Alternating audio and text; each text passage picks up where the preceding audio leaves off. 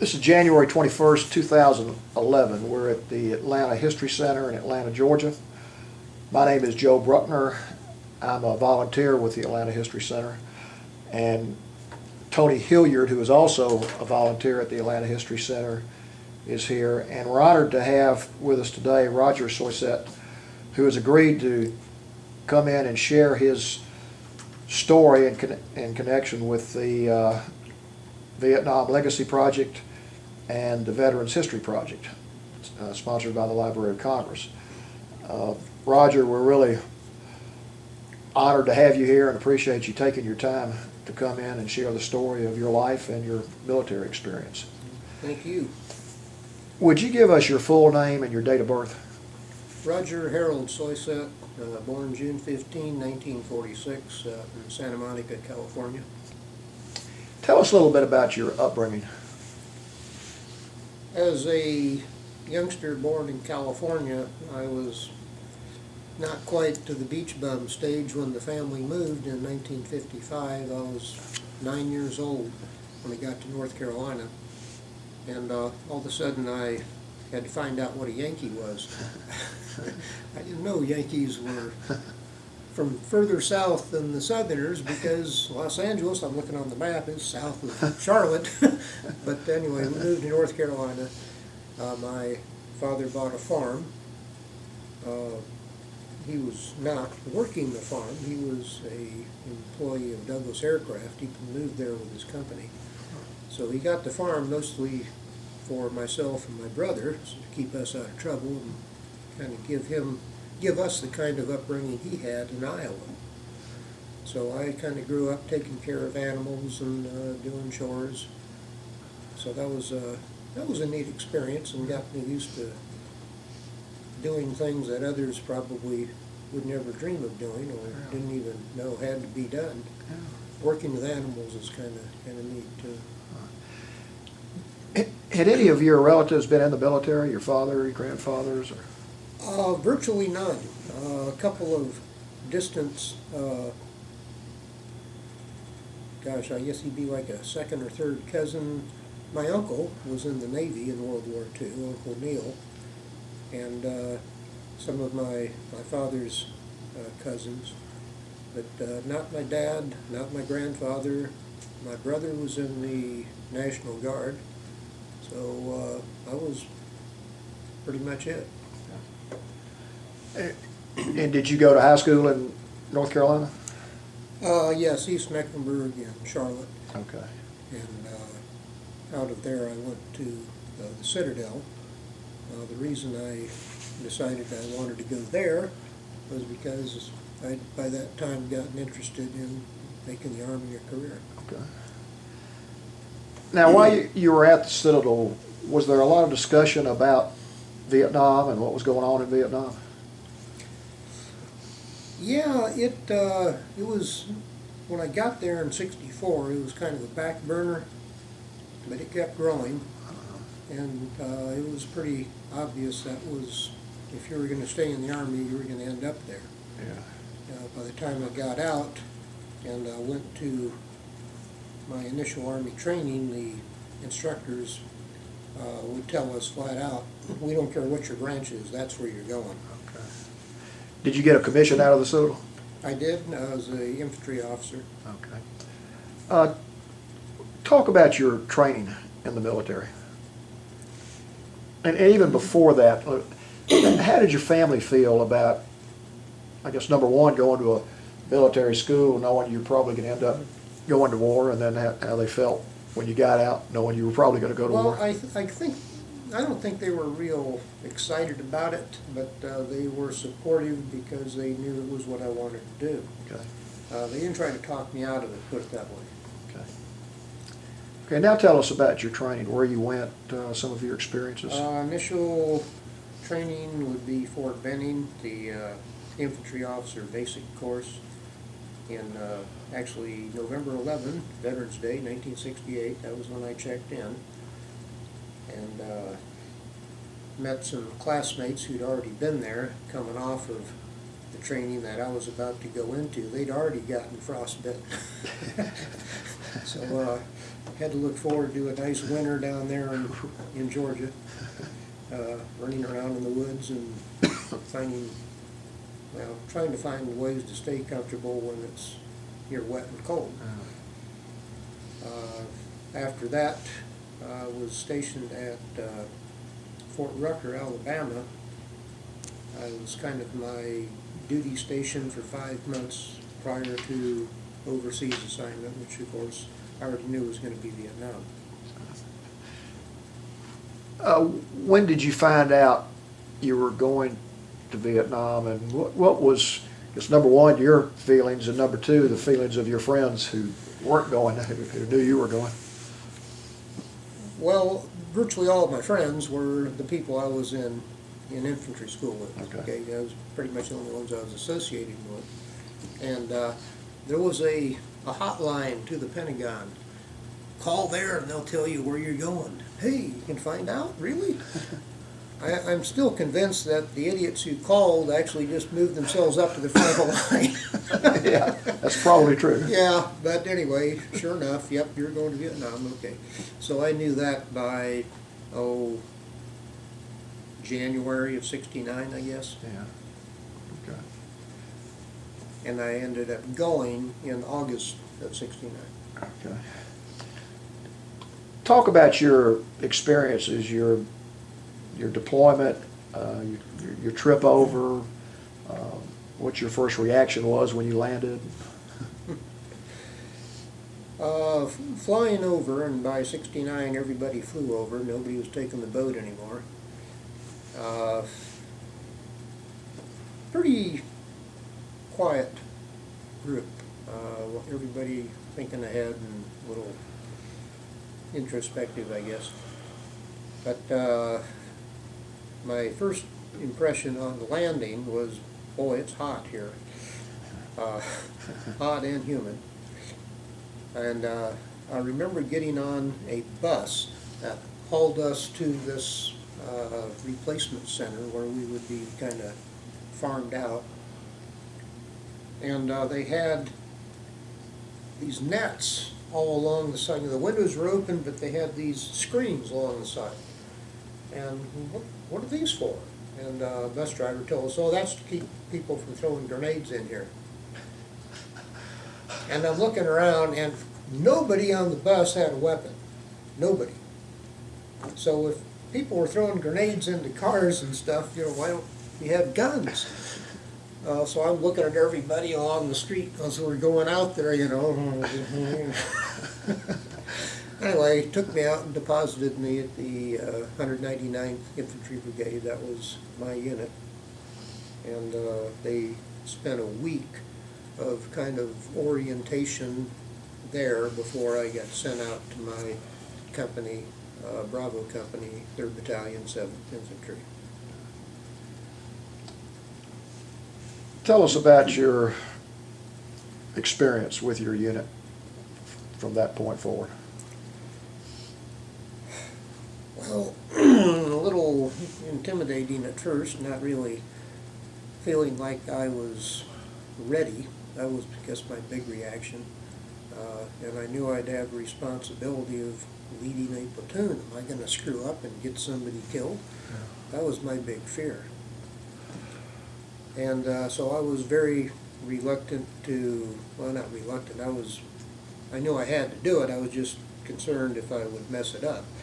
So I was leaning as much as I could on the NCOs and the people who had obviously been there a while and seemed pretty comfortable with what was going on.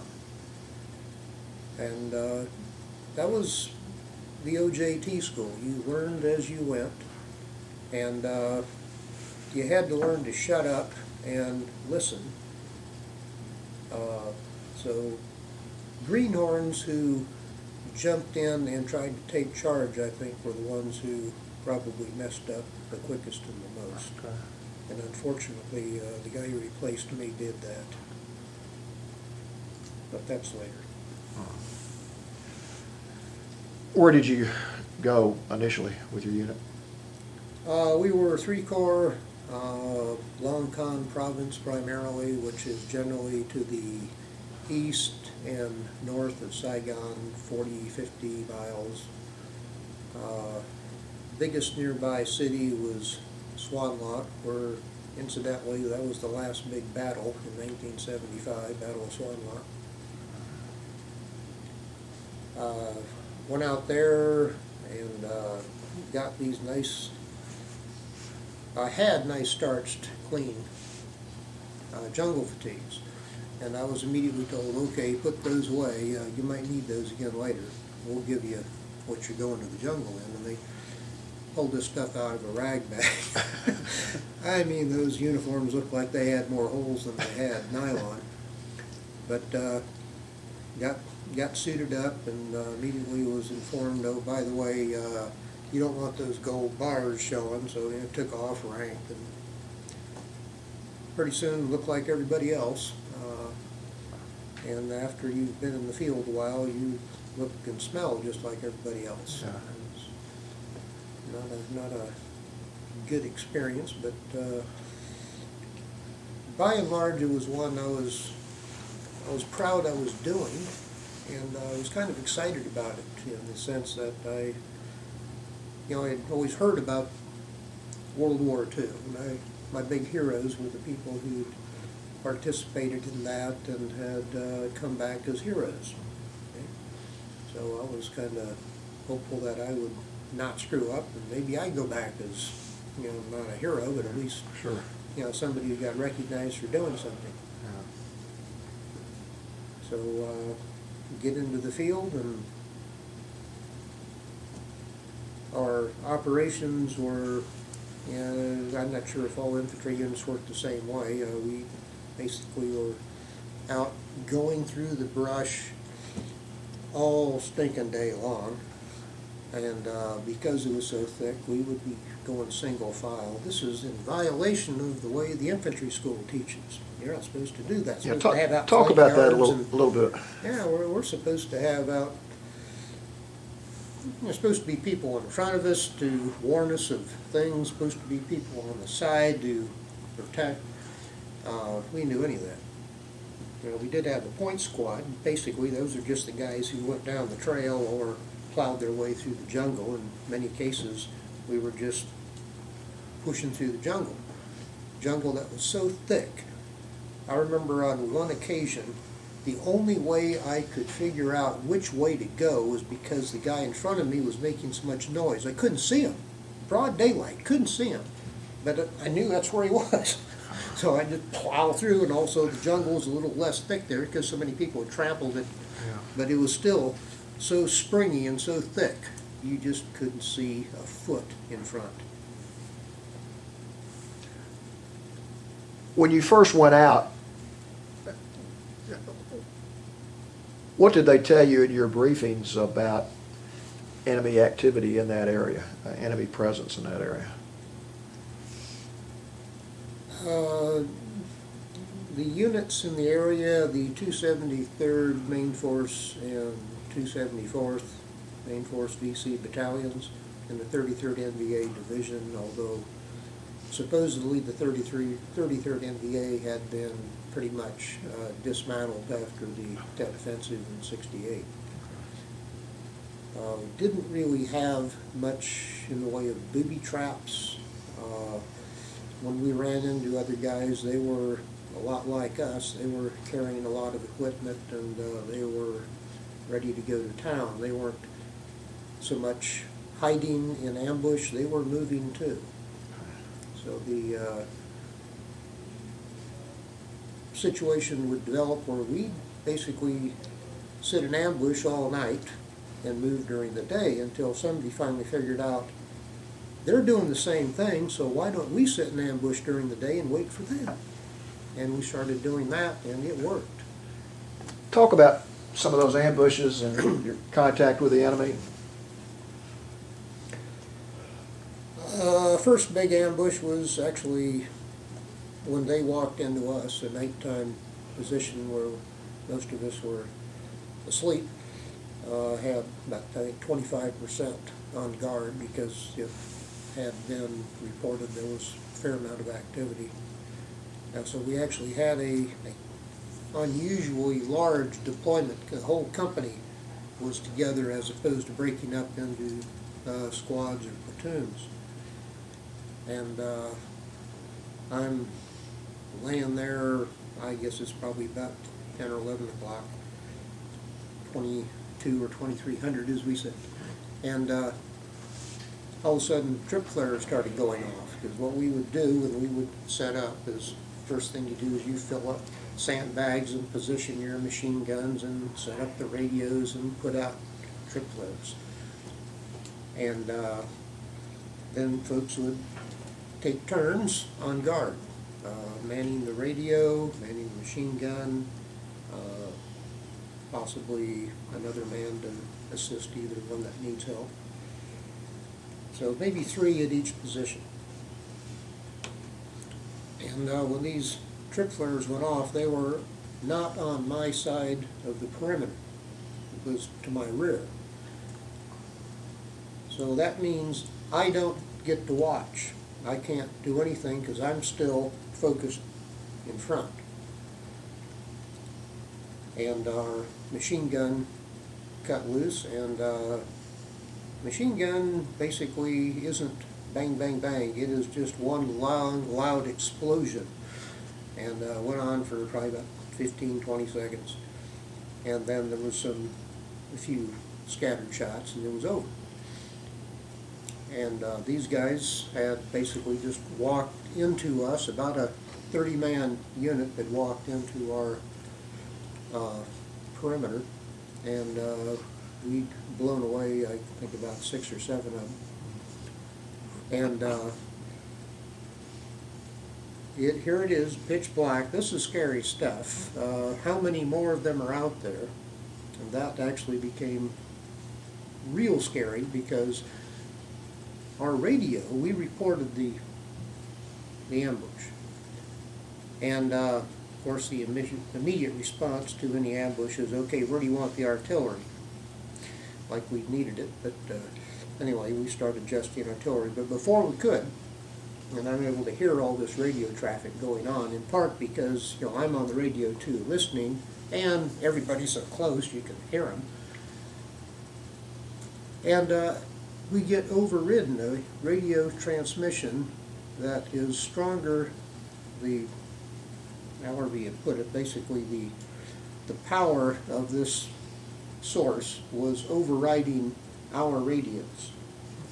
And this was clearly a Vietnamese talking in English and telling us they were going to come get us. They had us surrounded, and they were going to either kill us or take us prisoner, and we were in big trouble.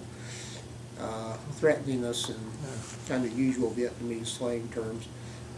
And we later realized this was just basically harassment. This was not anything to do with the unit that walked into us. This was somebody who was just monitoring radio traffic on the other side. Used this opportunity to give us a little trouble. But our company commander just went nuts. He absolutely, this was threatening the very thing that he feared the most, and it just poked him right where he didn't want to be poked. And he flew off the handle, and he's screaming, demanding of our battalion commander, who'd gotten on the line, wanted gunships and wanted support. And he was saying it in pretty foul language, which our battalion commander didn't appreciate very much. And anyway, gunships did come out. They did use their miniguns, which was quite an experience, watching a minigun in action. The sound and the power of the minigun, just absolutely awesome, and hard to believe anybody could survive it. At any rate, all this ends, and okay, now we're concerned that we've got to spend the rest of the night here. This is one of the problems of ambushes. Do you move or do you stay? Because the other guys know where you are now, and we decided to stay. And we were concerned that these people that we hit were not all dead. So one of our platoons spent out a little 5-man team, and they went around and they popped every one of them just to make sure. Yeah. Next morning, all but 3 of them had been dragged off. And this, to me, is just absolutely amazing. They were crawling to within 20 feet of people who were just scared to death and just listening and looking and ready to blow anything away. And we didn't hear a thing. Wow. And they dragged off their dead buddies, as many as they could. That just, Yeah. Yeah. how do they do that? Well, the next day, what was the feeling of your men, the men that were in your platoon? The enlisted men particularly. I mean, Well, what were their emotions, from what you could tell, their emotions? And well, nobody seemed really emotional, I guess you'd say. Everybody was kind of like you got a mask on, yeah. looking and pretending they didn't care, but you knew they did. And this was a big deal. We left that little pile of 3, since the others weren't there anymore. Booby-trapped them. But could have been worse, obviously. If they'd have suspected we were there, then some of us would have been suffering the same fate. Yeah. So we were glad we did as well as we did. We were a little surprised that the enemy moves at night and we don't. Did that change at any point? Not with us. I think we had in our battalion 4 infantry, rifle companies, and then we had 1 reconnaissance company, Echo Recon, and I think they did some night stuff. But as far as I know, we pretty much, once we got a position, we stayed. I know Marines were famous for taking a position, and then after it got dark, they'd move. And that's probably a good idea, but it's also asking for it, I think. I mean, it probably depends on how it works out. Yeah. How long did you stay out in the field at a time, typically? Oh, 5, 7 days, 10 would be the most. By then your fatigues are almost rotting off you. Yeah. You have no more clean, dry socks, and your feet are probably starting to get all sorts of sores, blisters. You're filthy, and you need a little break. Well, you come in, you clean up, you get new fatigues, you replenish any ammunition if you've gone through any. You always need to replenish your C4 though, because that was how we heated our meals. I guarantee you 99% of the C4 used up in Vietnam was heating C rations, not explosives. Yeah, for the sake of the record here, talk about C4 and what it is, what it's supposed to be used for, and what it's used for. Well, it comes in sticks about so long. It's white, like clay, and it's a plastic explosive. And what we were taught was you cut off the amount you want to use, and you insert a blasting cap and run either electrical or the fuse that burns a det cord to a hand control, and you use it as basically a bomb. You can use it for any number of things, blowing up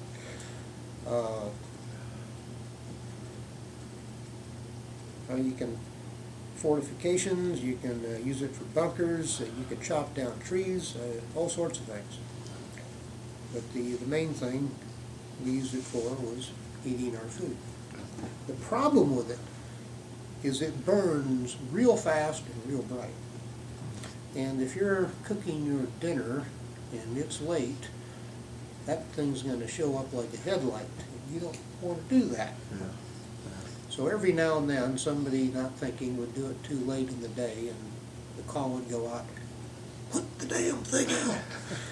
And without thinking, there's always going to be some moron who's going to try to stomp it out. And that sets it off. That's how we probably got an awful lot of casualties from, you read about all the people who got their foot injured. That's probably because they stomped on C4. Interesting. Ideally, what you want to do is just pour water over it, Yeah. or throw dirt on it, cut off the oxygen. Were you ever briefed on that before you went, or is that just? Oh yeah, oh yeah. Yeah, I even had one rather screwy occasion. I was coming back from a shower after, between missions. I was going to a shower. Now, our showers were we had little 3-gallon buckets, called them Australian showers, and you'd go in and hang the thing up and open the sprinkler head and let it slowly wet you and then soap up, and it'd still clean you off. So anyway, I was on my way to the shower and walking past this company's outpost where they had radios and all kinds of ammunition stacked up in big boxes and boxes and boxes of C4. And some moron put a cigarette on top of one. Jeez. And it caught on fire. And I mean, that fire started to grow really fast. And I just happened to be in the right place at the right time, and I just took my 3 gallons and I dumped it on it and put it out. That probably would have been one of the big fire-based disasters. Yeah, the war. If I hadn't happened just been there right at the right time. How would you describe, particularly that first couple of months in country, the morale of the troops after they'd been out in the field a few times, they knew they were going back? Surprisingly good. The people, once they got over there and got adjusted to their new life, developed real good friendships with the people that are there on kind of the same rotation, the people that are their contemporaries. You never get to be friends with the people who were there before you, because they look on you as a greenhorn, as an idiot, and you're not their equal. And you do the same to the ones that come after you. They're just kind of weird that way. Yeah. So you have these little cliques of contemporaries that form, and really, I mean, tight friendships, really tight. Yeah. I mean, people probably, using the word love always kind of embarrassed me between guys, but that's really what it is. Yeah. You develop, it's a family. Yeah. And when one of those family members gets killed, it's really, really hurts. Did you have that experience?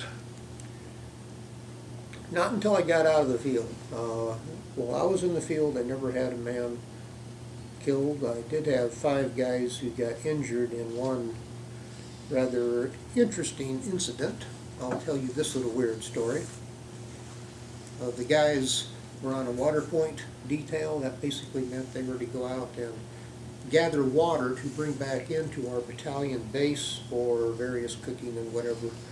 And the water hole had become a swimming hole, and it had also become kind of an R&R center for the local prostitute who'd come out there and sell her stuff to the guys, and they'd go swimming and all that stuff. So they're out there swimming and fornicating in the battalion drinking water.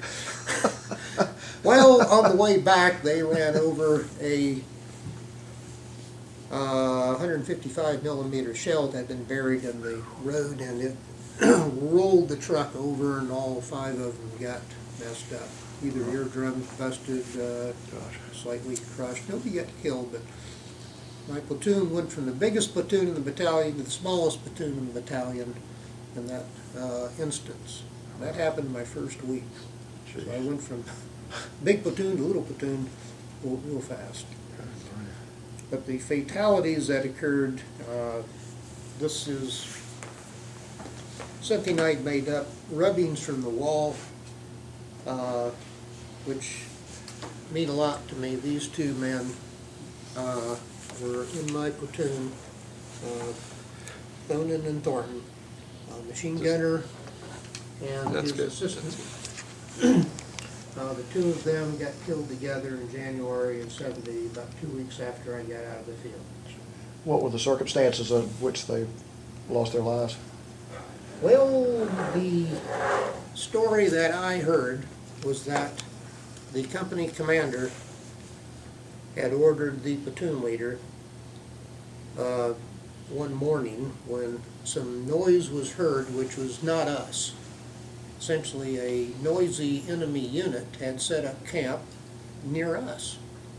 And so, okay, let's surround them. Let's get somebody on the other side so we can bring fire on them from two sides. And this requires going through the jungle very quietly, which is not something that we did. I mean, we were not sneaky Pete's. We were noisy when we went through the jungle. We were quiet when we sat in ambush. But going through the jungle, we made a lot of noise. And so here goes machine gunner and assistant, no radio, just the two guys alone. Ordered by the platoon leader to get around these guys to bring fire on them from another direction. And the enemy heard them, waited for them, and killed them both. Gosh.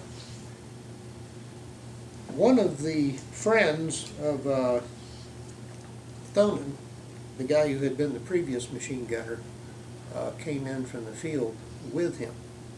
He died on the helicopter. And this other guy, Jim Lundy, good friend with Jim Thonin, he was really torn up. I mean, I've never seen anybody who was that just devastated. And company commander ordered me to put him back on a truck and send him back, which Back back to the into field. combat? That was the hardest thing I ever did. Yeah. And I worked my tail off to find a new job for him. And I was able to get him out of the field within a couple of weeks. Good, good. Well, going back to your time in the field, are there other incidents that you would like to tell us about? Well, we had some funnies. Had a experience where we found an enemy base camp. I mean, a big one. And basically didn't do anything with it. Nobody was home. Well, there was a couple of guards there, and we shot at them, and they ran off. One of them wounded, later died. We dug him up later. But that was awe-inspiring, going through these camps that they would spend so much time and effort. Something like 70 of these bunkers with like 4 feet of overhead cover, trees and rocks and dirt, and trees and rocks and dirt. Just amazing all the effort that went into that. Yeah. I mean, they had classrooms. I mean, they had just amazing facilities. And there we are, our little 80-man company, walking into this thing that probably housed, I don't know, 400 people, and they were all gone. Now, typically, would they have moved on to other areas permanently, or would they come back and use these camps? This thing had been used within days of our arrival, and it was, in fact, used again later. One of the last activities that my battalion was engaged in, or maybe it wasn't my battalion, it was one unit in my brigade, was this same base camp. It was occupied, and they had to basically dig people out the hard way. Gosh. We had called for, hey, let's bring in B-52s and pulverize this thing. And this is where it gets funny. Oh, no, can't do that unless there's people there. You gotta wait till they show up. And then we, of course, find out the hard way, well, they're back. So, what we can do, though, is we can shoot artillery. 105 artillery. You know what a 105 does to 4 feet of overhead cover? Nothing. I mean, they didn't even knock the dirt off these things. So that was a joke. And my other little funny story. We came across a little, what had been a camp. You had, the campfires, and you could see where the people had been, and a little bit of their debris had been left behind, their latrine, their poopy pile over there on the side. Anyway, here was this one thing in the middle though. It looked like, for all the world, a door to a storm cellar. It was about a foot, these typical entrances you see for the tunnel complexes, that's what I was thinking. And there was a slat missing in it, but otherwise it was covered. And the idea was my idea, well, this has got to be a tunnel entrance. And I had guy actually volunteer to go in to the tunnel. No, I don't want anybody doing that. Let's just throw in some grenades. So we did. Well, grenades didn't go down very far, and they went off just bluey. So straight up, and this sort of like a volcano of green and black crap. And I mean, it was crap. What we blown up was a latrine. So I can claim I demolished the demolition of an enemy latrine. Well, you mentioned that you eventually came out of the field. How long were you in the field, approximately? About 4 months. Okay, and this would be 1970 by then, right? January of 70 I got out, and I was the executive officer of the company for the remainder of my tour until I left in August. The job of executive officer, about every 3 to 4 days I get to run a convoy, which fortunately never got ambushed while I was on one. Did have one convoy ambush though, on April the 1st, 1970, a big one, and our brigade commander, General Bond, flew his helicopter in and sat down right in the middle of that thing, and he got popped. The only general in the whole war to get killed in ground combat. So those things could be bad, but most of the time they were just boring as heck, very hot. Had to wear your stupid flak jacket the whole time, and you just sweat, and it's just miserable. The only good thing is you had a little bit of a breeze while you were moving. And other than that, executive officer, keeping track of supplies that kept disappearing, keeping track of men who kept disappearing. Going AWOL? Yeah, shammers. People getting out of the field on excuses, and yes, going AWOL. Never knew. Well, at any one time we probably were short, probably 5 or 6 guys out of our company strength. People who were on valid medical excuse, well, on leave, make that more, make about 8 or 9 guys. Yeah. People who were on R&R, something. Now, where were you then? Where was the headquarters? Long Bend, Long which Bend. is just east of Saigon, probably about 20 miles. Okay. Did you have an R&R while you were there? I did. I got to go to Australia. Oh. Really, really enjoyed that. Lovely place, nice people, and they like us. Yeah, that's important. Good beer. Boy, they got good beer. Yeah, yeah, oh, yeah.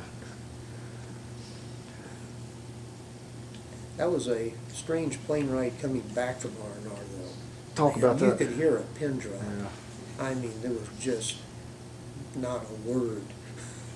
Yeah. That was quieter than the ride over to Vietnam.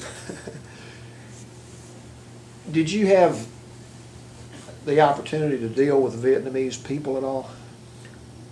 Not much. We did have some joint operations, but they generally didn't work too well. We had a Kit Carson scout who was supposed to be our guide and translator. He was a former member of the North Vietnamese Army. As a result, when we did get together with South Vietnamese, they all hated him and wouldn't talk to him. Huh. South Vietnamese troops that we worked with, frankly, weren't particularly impressive. They didn't want to carry water in their canteens. They didn't want to carry any extra ammo, so they might have 15 rounds, or they might have none. They might have an empty magazine stuck in their rifle. They would wear helmet liners without the steel pots. When I was forced to work with them, I made them get at the back of my platoon so they wouldn't get in the way. Did you see any improvement in that while you were there, or was it pretty much the same No. the whole time? No, I didn't. I have heard there were good Vietnamese units. I don't doubt that, because they certainly put up a good fight there in the end. Yeah. But the ones we were working with, for the most part, were the rough puffs, the regional Rough puffs. forces, popular forces. Yeah. They were kind of the, I don't know if you want to say scum, but I mean they definitely weren't top notch, and none of them wanted to be there. Yeah. I want to ask you about a couple items you brought here. You wrote a book called The $2 Bill, and there are two pictures I'd like you to put up in front of the camera and describe Okay. for us. What's the book title? The $2 bill is the title. It was one of the nicknames of the unit. The 199th Infantry was called the $1.99. It was also called the penny short of a $2 bill. And in writing the book, I got a guy to kind of hold hands with me on the cost, and he said, let's not call it the $1.99. Somebody might figure out who we're talking about, and lawyers would come after us, so I changed the name.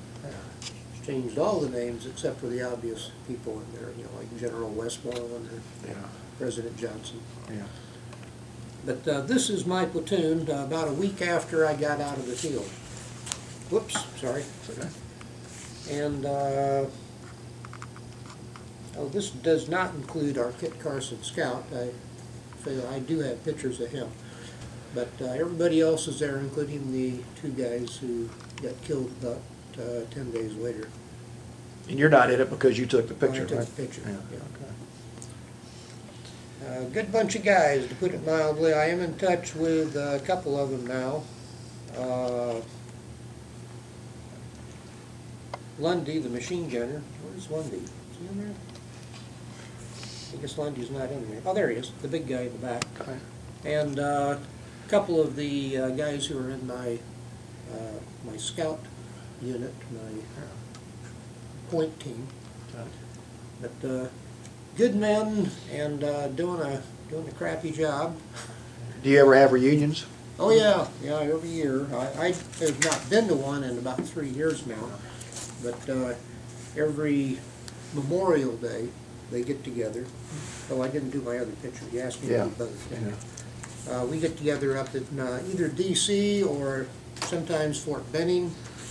Now this was me, my Jungle Warrior picture in October 1969. That was me carrying my stuff, my car 15. Hold it right there. My usual load, I carried about somewhere between 15 and 20 magazines, and I found out later on carrying grenades the way I've got them there is not a good idea. I wound up carrying them in a not real sexy looking canteen pouch. That way bushes wouldn't hook them and accidentally pull the pin on you. Yeah. You learn a lot of things as you go. One of the first things you learn is you don't roll your sleeves up when you're in the jungle, because if you do, your arms will get shredded by the thorns. And I'm also looking at the executive order where you were awarded the Bronze Star. I'd like you to, number one, show this to the camera, but also talk about the operation that you were on and what you did to earn this Bronze Star. Well, this was a classic example of I didn't screw up. My great fear was making a mistake that would cost some of my guys their lives, and there were mistakes made. What happened is we were setting up for lunch, literally. Here we are, about 10 of us, surrounding with 3 different positions a clearing created by the intersection of 4 logging roads. And we'd heard some shots off in the distance, machine gun fire, and it was all they heard. It was basically what had happened is one machine gunner had taken his gun out with him to, I guess, to take a wee-wee or something, and he saw these other 4 guys who weren't on our team, and so he got down to fire at them, but they also had an M60, and they fired at him first, so he dived over. So the shots I heard were the other guys firing an M60 at us. That's unnerving to think they had the same weapons we did. Typically they didn't have something like that. And anyway, so the word got out, okay, there's 4 of them, be on the lookout. And the one with the machine gun split. We don't know where he went. But the other 3 ran my way, and they ran right down this logging road. And I had 2 guys who were covering that logging road. They froze and let these guys run right into the middle of us. And that, scary enough, but as it happened, they didn't see me. We were over on one side. They looked over and they saw 2 other guys who were facing out, like they should have been, waiting for them. So the bad guys, the 3 of them, started pulling their weapons to shoot my 2 guys, and I dropped one of them. My machine gunner got the other 2. So that was it. It was real short and sweet. Well, I would say you did more than not screw up. You did something pretty heroic. Well, You're kept not a couple of guys from getting killed. That Yeah. was, I think, my main job. Yeah, well, you did it well. When did you leave country, leave Vietnam? August 28th, 1969. Little Braniff jet hauled me back to Los Angeles. Well, stopped along the way. I actually got a week's leave, delay en route they called it, in Hawaii. Spent a week there, tried to empty as many beer bottles as I could. And then flew on to Los Angeles. Well, stopped at San Francisco first, Travis, where they warned us, better take off those uniforms or people are going to throw stuff at you. Welcome home. Talk about your experience in that regard once you got back, how you were treated. Generally speaking, as long as you didn't let people know where you've been, what you've been doing, they left you alone because nobody wanted to talk about it. I did find, entering graduate school after I came back, that going to anti-war rallies was a great way to meet the chicks. So I let my hair grow out and I went to the rally. Smart guy. Yeah. That was a strange time. Today, however, it gets a little more interesting because today, in teaching at Southern Poly, I've developed a course on Vietnam. This came about as a result of a suggestion of one of my colleagues there, former CIA guy. But teaching a course on Vietnam I thought would be a one-time deal. Yeah. This would be something to do. And it has been incredibly popular. I mean, it's got people beating on the doors trying to get in. I've had to do it every semester for 6 years now running. I thought it was going to be one time, and it just keeps going. In fact, one semester I had to do 2 sections. I know it's hard to generalize, but what is the typical feeling of a student when they first come into your course about the war in Vietnam? A lot of them think they know something, and they're usually wrong. They think they understand it because of what they've been taught in high school or what their textbooks say. And I've done a little bit of observation on this. The textbooks, both college and high school in Georgia, spend more time talking about the protests than they do about the war. And in general, it's not given very much. Well, we get the short end.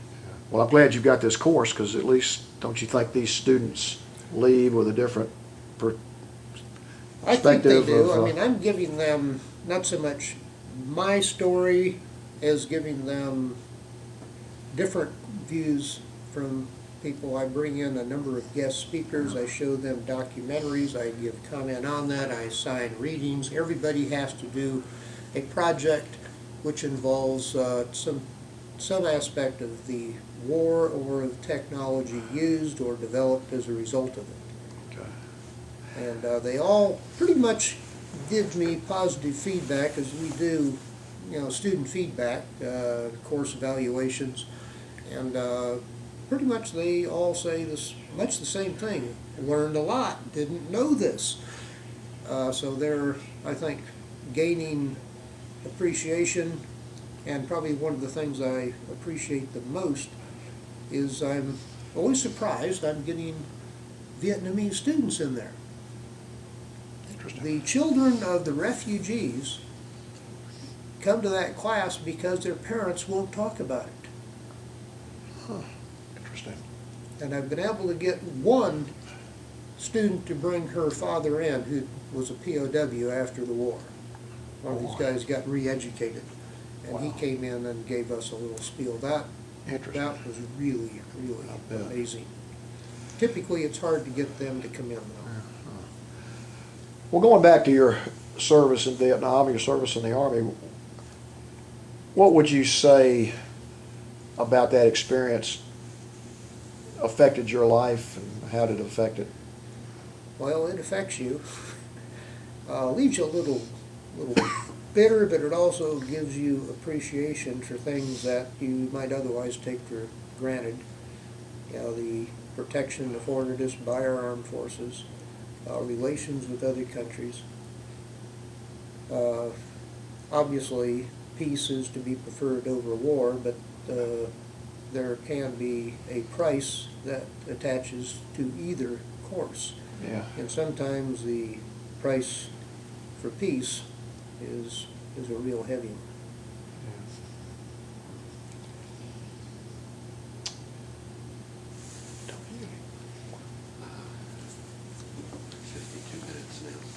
So you're currently teaching at Southern Poly, right? Right. Teaching history. Yeah, history of mostly ancient world history. I also do modern world, or both sections of U.S. history. Ancient world is my expertise, my preference. That's what I got my master's in after I got out of the Army. That was the first thing I did, is I went to graduate school. Okay. Where'd you go? California State University, Long Beach. Okay. They changed the name of the school while I was there. Okay. But that was where the protests were going on. Where you met the girls? Yeah. Yeah, going to school near the beach is kind of nice. Southern California's got a lot going for it, aside from crazy politicians. But it was kind of an enjoyable 2 years to unwind. Yeah. Or a year and a half. I'm sure you needed that. Yeah. Well, you've really got some interesting stories about your time in Vietnam, and you've obviously had an interesting life and are still having it. Is there anything else before we end the interview that you would like to say, either to the people who are going to be viewing this in the future, or just anything in general? Well, I guess the one part of my life I left out is probably one of the more important parts, getting married and having a son. And the dedication of my book is actually to my son, fearing that he might be engaged in a war in 2000, the year he turned 18. Didn't happen. He went on to University of Georgia, and then went on to law school, now he's a lawyer. So he dodged that, but having a family that is supportive is probably the most helpful thing you can have. If you do have anything even remotely like this PTSD, and I suspect we all came back with some of that, that's the best cure, having the love and support of family. Well, I was just looking at the dedication in your book. I think a good way to end this after reading this dedication is for you to read this and show us the picture, if you wouldn't mind doing that. Ah, okay. The book is dedicated to all my old platoon, especially to JT and LT, that's Jim Thonin and Lynn Thornton. Two of the finest men I've ever known. Like so many others, they did far more than was expected in the crucible of war, while the men who sent them were only marking time while they sought to protect their careers and find a face-saving way out of the quagmire of Vietnam. May those who were sacrificed rest in peace, and may those who sought only military stalemate and job security know the everlasting scorn of the veterans. A little bit of bitterness there. This is a picture that I put on the cover of the book. This is a special deal my wife made up for me. So I cut one of the covers up to show you I like that picture. I took that picture too. And that shows a cluster of some of my more important people, including my Kit Carson Scout. Okay. I got it. Well, I just want to thank you so much for coming in here and sharing your story. But even more than that, I want to thank you for your service to our country. And thank you, sir, what for you what did. you're doing here. This is Well, a good deal, and I'm happy it's happening. And I hope to be able to contribute more by doing some of these interviews myself. well, thank you very much. It was an honor being with you and hearing your story. Thank you.